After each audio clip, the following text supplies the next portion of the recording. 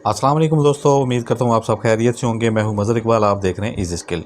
दोस्तों, आज हम बात करेंगे इलेक्ट्रॉनिक्स में इस्तेमाल होने वाले एक बहुत ही आम कंपोनेंट रिले के बारे में, जो कि किसी भी सर्किट में ऑटो स्विचिंग के लिए इस्तेमाल होती है। रिले एसी भी हो सकती है और डीसी भी होती है।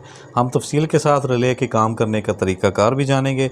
इससे पहले अगर आपने अभी तक चैनल को सब्सक्राइब नहीं किया तो चैनल को सब्सक्राइब कर लें, और अगर वीडियो पसंद आए तो इसको लाइक ज़रूर कीजिएगा। तो फ्रेंड्स, रिलेज़ जो हैं ये मुख्तलिफ़ किस्म की होती हैं।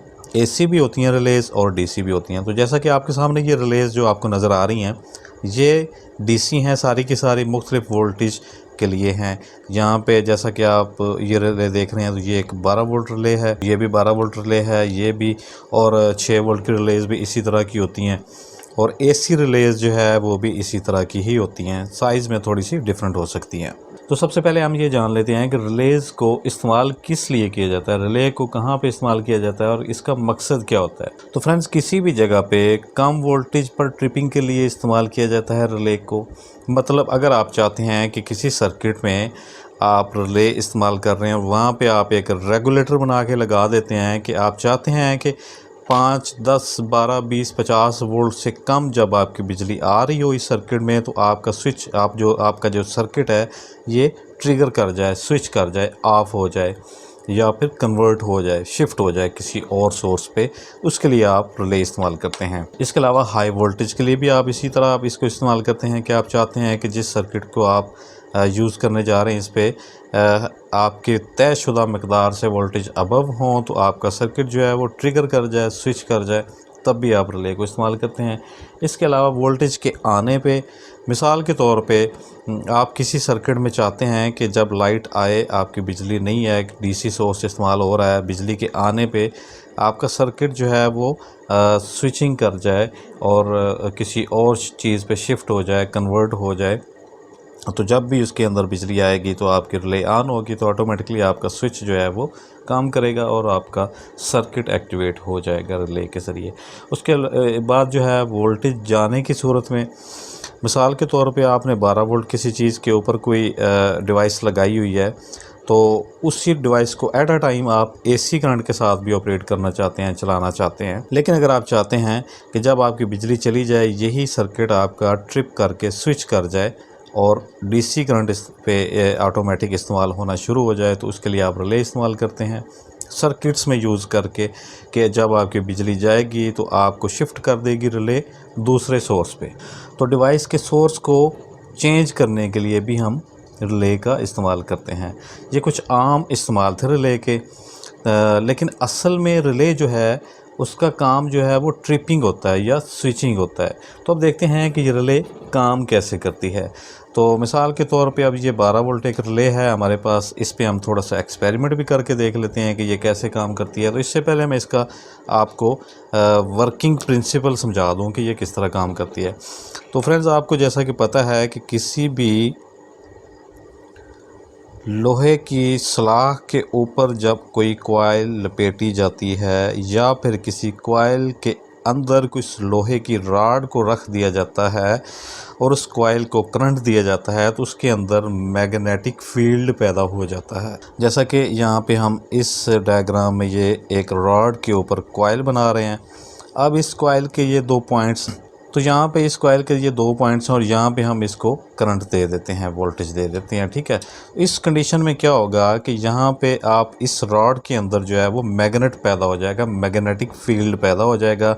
इस फील्ड से क्या होगा कि इसके पास कोई भी लोहे की चीज़ है, मिसाल के तौर पे कोई कील्स अगर पड़े हैं, तो ये इसके साथ जो है वो चिपक जाएंगे, क्योंकि इसके अंदर अब मकनातीस जो है वो पैदा हो चुका है।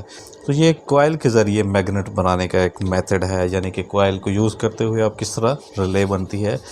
तो इसी तरह यही कॉइल और यही जो मेटल का मटेरियल है, ये रिले के अंदर मौजूद होता है। इसी वर्किंग प्रिंसिपल पे ये रिले बनाई गई है।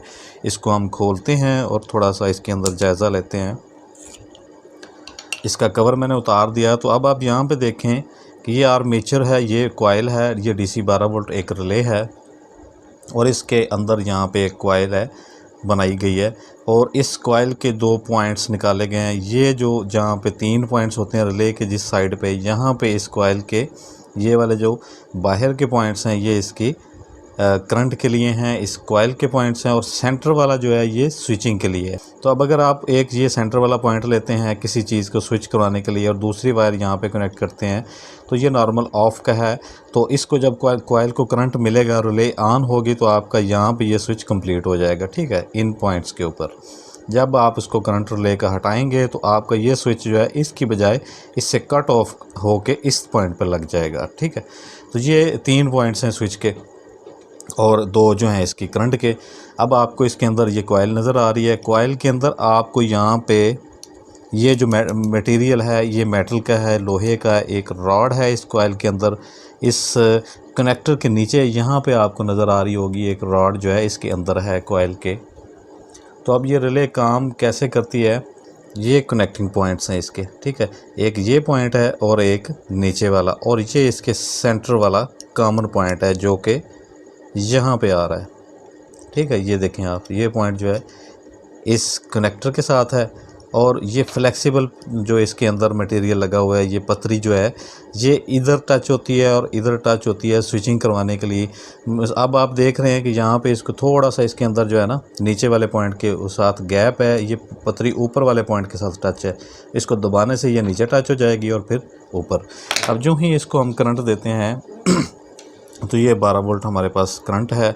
इसको हम रिले को जैसे ही करंट देंगे तो आप देखेंगे पतरी की मूवमेंट से आप अंदाज़ा लगाएंगे कि ये किस तरह वर्किंग कर रही है। ये देखें, अब ये ऊपर वाला पॉइंट के अंदर जो है गैप आ चुका है, ये पतरी जो है वो नीचे टच हो गई है, ठीक है। ये देखें, ठीक है।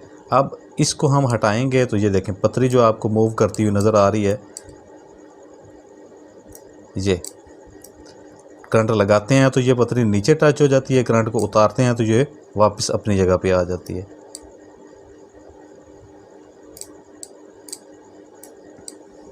ठीक है। तो इसकी वजह यही है कॉइल। इस कॉइल के अंदर जब हम करंट को लगाते हैं तो इसमें करंट जब जाता है तो इसके अंदर मैग्नेट फील्ड पैदा हो जाता है। इस पतरी के अंदर, इसके अंदर जो लोहे की रॉड है, चूँकि उस रॉड के साथ ही ये वाली पतरी कनेक्टेड है तो यहाँ पे इसको थोड़ा सा फ्लेक्सिबल बनाया गया है ताकि इसकी मूवमेंट हो सके, ठीक है। जो ही इसके अंदर करंट आता है तो इसको ये अपनी तरफ, ये जो रॉड है ये इस मटेरियल को, इस पतरी को अपनी तरफ खींचता है, और इस खींचने के अमल से जो है आपका पॉइंट जो है वो इधर कनेक्ट हो जाता है, और फिर जब इसको करंट ऑफ होता है तो फिर ये पॉइंट जो है वापस इधर चला जाता है। तो इस तरह रिले काम करती है, और ये रिले के काम करने का कुछ तरीक़ाकार होता है। इसको आप मुख्तलिफ़ सर्किट्स में इस्तेमाल करते हैं। नेक्स्ट वीडियो में हम रिलेज़ को इस्तेमाल करते हुए मुख्तलिफ़ प्रोजेक्ट्स भी बनाएंगे। आई होप कि आपको रिले के काम करने का तरीक़ाकार तफसील के साथ समझ में आ गया होगा। तो मिलते हैं किसी और टेक्निकल वीडियो के साथ। वीडियो पसंद आई हो तो इसको लाइक ज़रूर कीजिएगा, चैनल को सब्सक्राइब नहीं किया तो कर लें।